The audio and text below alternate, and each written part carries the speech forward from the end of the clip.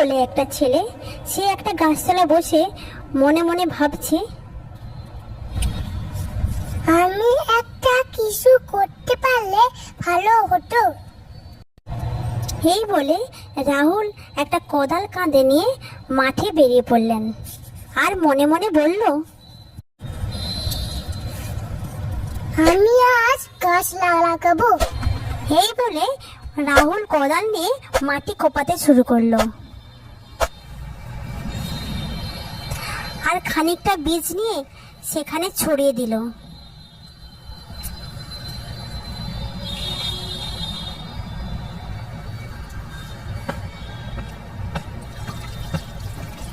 আর ঝাঁঝরি দিয়ে জল দিল আর মনে মনে বলল, আমি প্রতিদিন এইভাবে জল দেবো।